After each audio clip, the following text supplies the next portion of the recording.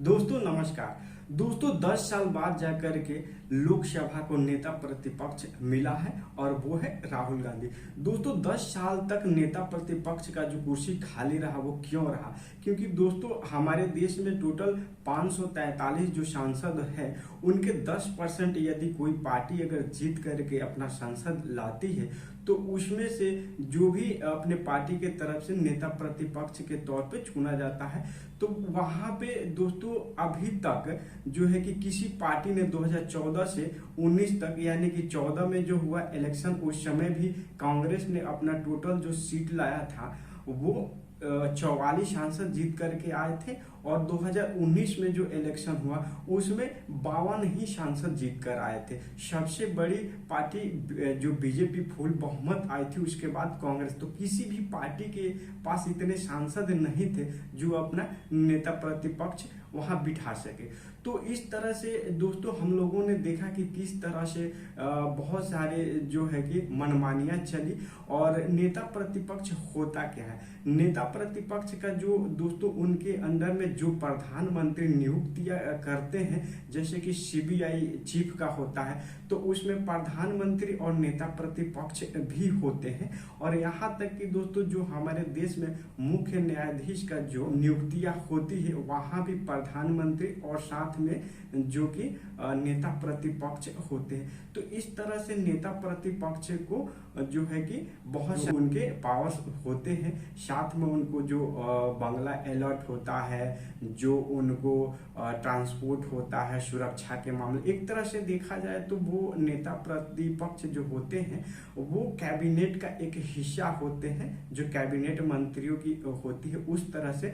और उनका इतना हक होता है जो कि जो भी बिल पारित हो या कितने खर्च हो रहे हैं, इन सारे चीजों को उनको भी इन्फॉर्म किया जाता है और उनको भी इस जो भी है उसमें इन्वॉल्व किया जाता है, उनको जानना होता है, बताया जाता है। तो इस तरह से दोस्तों जो कि पिछले 2014 से और जो 2024 तक जो इलेक्शन अभी तक नहीं हुआ तो उतना 10 सालों तक कोई नेता प्रतिपक्ष नहीं दिया। गांधी थी पिछले जो अभी जो सर उससे पहले राजीव गांधी भी रह चुके हैं। तो इस तरह से दोस्तों जो नेता प्रतिपक्ष होता है उसका बहुत ही अहम रोल होता है। वो सारे जो कि हिसाब किताब जो होती है, कहाँ पे कितने खर्च होते, कौन सा बिल पारित हो रहे हैं, इन सभी चीजों में उनको इन्वॉल्व किया जाता है, इंफॉर्मेशन उनको भी दिया जाता है। और एक नेता प्रतिपक्ष बहुत ही बड़ा होता है जो कि सरकार से हर सवाल कर सके और सवालों का जवाब ले सके। तो इस तरह से नेता प्रतिपक्ष हमारे देश में पिछले 10 सालों से नहीं था। और इसका कारण यही था दोस्तों कि हम लोगों ने देखा कि जो एनडीए सरकार, चूंकि जो मोदी सरकार थी वो किस तरह से अपनी मनमानियां की। यहाँ तक कि दोस्तों हम लोगों ने ये देखेंगे कि जब नरेंद्र मोदी जी ने कोई भी बिल पारित करने के लिए सांसदों की जब वहां पे आपस में झड़प होती थी तो ये ओम बिरला जी जो है अध्यक्ष लोकसभा का, इन्होंने किस तरह से एक साथ सांसदों को निलंबित कर दिए थे। करीब 80 के अप्रोक्स एक ही दिन में कर दिया गया था।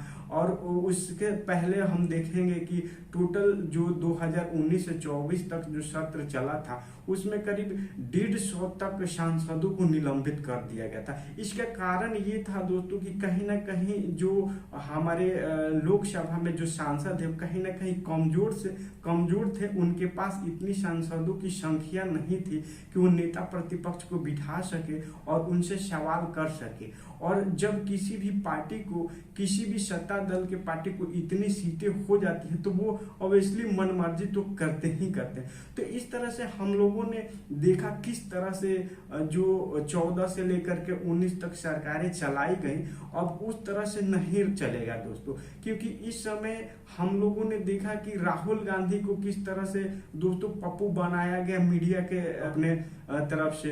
तो वो सारे चीज अब भूल जाइए क्योंकि अब वैसा नहीं होने वाला है। और देखिए इत्तेफाक से कि जो राहुल गांधी ये पूरा देश को भ्रमण करके एक अपनी अलग पहचान बनाई, और आज उसी का परिणाम है कि वो नरेंद्र मोदी जी के सामने नेता प्रतिपक्ष के तौर पे बैठे हुए हैं। और वो सवाल जो नरेंद्र मोदी कोई भी अगर बिल पारित करते हैं या जो भी खर्च होते हैं, जैसे हम लोगों ने देखा कि पिछले 10 सालों में मीडिया के ऊपर कितने खर्च किया गया, यहाँ तक कि हम दिल्ली जैसे शहरों में देखेंगे तो जगह जगह बस स्टैंड या अदर कहीं भी देखेंगे तो वहां पे बड़ी बड़ी होर्डिंग लगी हुई थी। ये कहाँ से आते थे सारे पैसे? ये पैसे जो है दोस्तों, हम आप सब जनता के जो पैसे ना, इसको ही पानी की तरह बहाया जाता था। और इसलिए कि वहां पे कोई नेता प्रतिपक्ष था नहीं, पूछने वाला था नहीं, सवाल करने वाला था नहीं, इतनी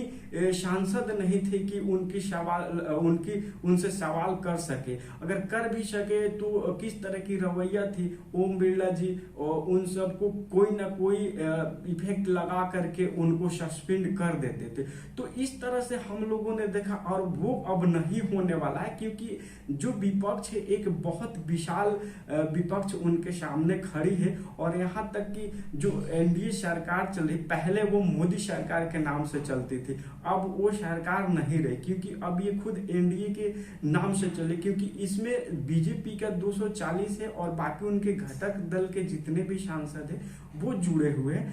तो हम इस चीज को देखेंगे कि अब अपनी मनमर्जी से नहीं कर सकते। और यहाँ जो कि राहुल गांधी अपने तेवर के साथ, जिस तरह से हम लोगों ने पिछले सांसदों में देखा कि राहुल गांधी किस तरह से अपनी आवाज उठा रहे थे, तो उस तरह से यदि इस बार वो नेता प्रतिपक्ष हैं तो आप क्या कर सकते हैं? आप उनके सवालों का जवाब देना पड़ेगा, मोदी जी को देना पड़ेगा। और यहाँ तक कि जो उनकी कैबिनेट मंत्री हैं, बहुत सी घटनाएं हुई हमारे देश में, और यहाँ तक कि जो बेरोजगारी सबसे बड़ी अगर देखा जाए तो युवाओं में बेरोजगारी, हम भी युवा हैं, हम भी देखते हैं, हमारे भी बहुत दोस्त साथी हैं, हमें भी सुनने को मिलता, हम भी देखते हैं। उसी जो 10 साल हमने भी किस तरह से गुजारा, इन सारी चीजों को हमने देखा है।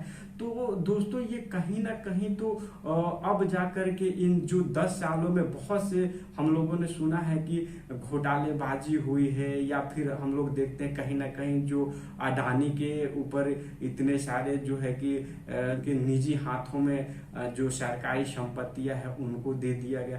तो इस तरह से जितने भी हम लोगों ने देखा, इन सारे चीजों का अब जो है ना, इस बार राहुल गांधी बात को उठाएंगे, और कहीं ना कहीं जो है कि जो मंत्री है या नरेंद्र मोदी जी है, उनके कैबिनेट के मंत्रियों हैं, उन सबको जवाब देना पड़ेगा। क्योंकि अब वो सांसद नहीं रहा जो पिछले 10 सालों से चल रहा था। नेता प्रतिपक्ष एक बहुत बड़ा अहम रोल होता है, पावर होता है उनके पास, और यहाँ तक कि इनके पास सांसद भी है। और देखना तो ये भी दिलचस्प होगा कि जब 250 के करीब जो सांसद है विपक्ष की तरफ से, जब एक साथ जब आवाज उठाएंगे तो किस तरह से पार्लियामेंट में ये आवाज गूंजेगी।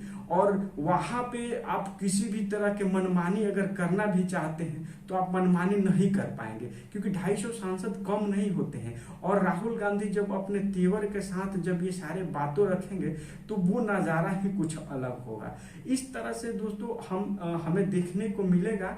तो दोस्तों ये रहा नेता प्रतिपक्ष का जो अहम रोल होता है लोकसभा के अंदर, जो हमारे देश के जो भी घटनाएं होती है, मुद्दा होते हैं, या जो बिल पारित होता है, जो उन सभी पे ध्यान रखना होता है, उन सब पे चर्चा करना होता है, ये सारे चीज को देखेंगे हम। और जो पिछले हम 10 सालों से नहीं देख पाए वो अब दिखने को मिलेगा। तब तक के लिए दोस्त धन्यवाद। यदि आप सब हमारे चैनल को सब्सक्राइब नहीं किए तो सब्सक्राइब कर ले, ट्विटर, फेसबुक और इंस्टाग्राम को फॉलो करें।